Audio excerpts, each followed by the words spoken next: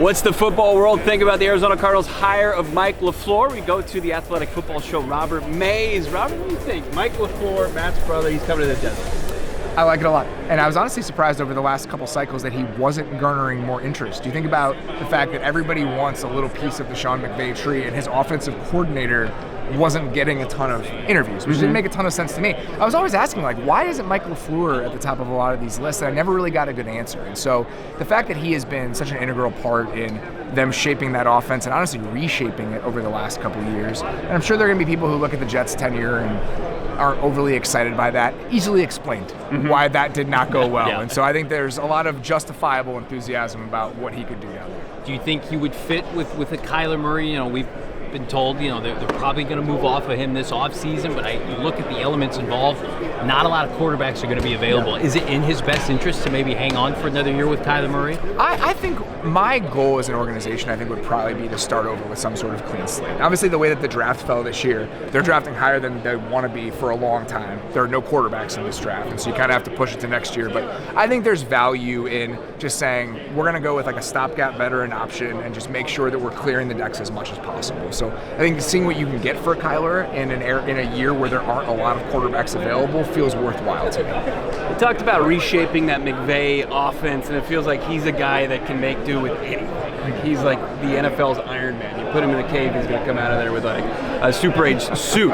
But what did he absolutely add to that Rams offense? We talk about the pre-snap motion, we talk about the personnel usage, more 12, more 13. We saw that with Petzing, but we didn't see that really taken advantage of with the Cardinals.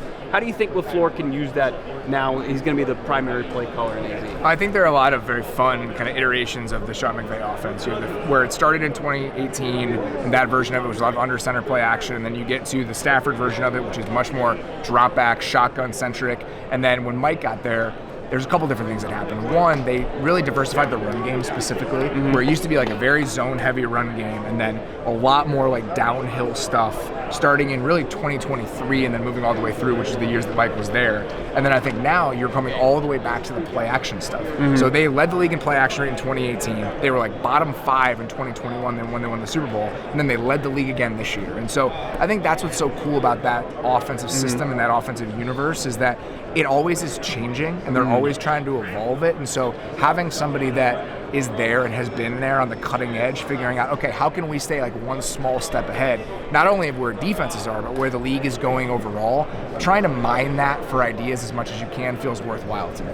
Is this Marvin Harrison Jr.'s best attempt at a restart, going from Drew Petzing to now Mike LaFleur, what he did with Devontae Adams, Puka Nacua in LA? I think so. I just think that with Marvin specifically, it's just one thing where you can use a fresh start with just new people who don't see you any sort of way. I think that I'm sure you could write reams and reams and reams about what that was like over the last couple of years. I feel like they drafted him with the thought being that he would be a true blue number one guy. We can use him any way that we want. That didn't really work, right? He was more specific than that. I think the areas where he's best is the area where Kyler's worst. And so I think there's just so many things that kind of snowball to a place where he's not getting used as much or as well as you want. And so any sort of hey, we're turning the page. We no preconceived notions of what you should be or how we should use you. Let's just start with a blank slate. I think that's best for everybody. Let's end with this. So we're talking about MHJ. We know Trey's on that offense and such a big part in the legendary season there for McBride. You've got Michael Wilson, who went the best receiver in the league. Michael Wilson, yeah, he looks like Puka all of a sudden. And then, we'll see what the running back situation turns into. But what would be one player that's not on the Cardinals that would be perfect for Mike LaFleur's system? You look at the free agent offensive linemen who are available. And this is a team that I think if they move on from Kyler specifically, they're going to have a lot of money to throw around. And I understand why they landed where they did last year.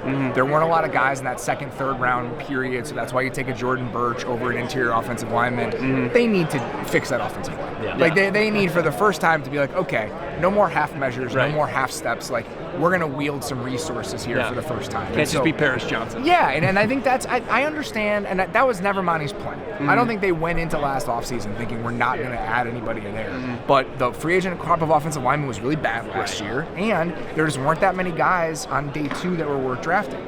This year, it's a lot of older guys in free agency, but your David Edwardses, people like that, who literally played for the Rams at one point. Like, people like that, where maybe they're not the flashiest names, but if you can get 2 free agent offensive linemen, you draft a guy on day 2, you already have Paris Johnson. We've seen teams, the Bears coming to mind this year, remake that group really quickly, and I think that has to be the Cardinals' goal. Real quick, I promise we'll get you out of here. Gus Bradley rumored to be in contention for the Cards DC job. They've got Nick Rollis in-house.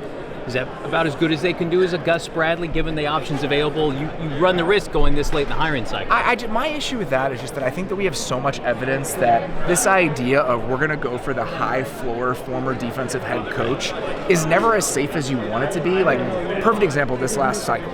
The Cowboys go with Matt Eberflus because Brian Schottenheimer's the first-time head coach, and they have the worst defense in the league. Like, on the other side of it, you look at what the Jags did specifically, where Liam Cohen and talking to people there during training camp, I think they had that same thought of, okay, do we go with somebody who has done this job before, that feels a little bit safer, and lets Liam really handle the offensive side of the ball? They didn't do that. They went with Cam Neely, who was a first-time defensive coordinator. They had a top 5 defense. Right. And so this idea that you need stability and experience in that spot with a first-time head coach, I understand the appeal to that. I also think that there is less safety to a move like that than we ascribe there to be. Riffing about LaFleur, their guy Robert Mays. Follow his work, of course, the Athletic Football Show. Thanks, Robert. Of course.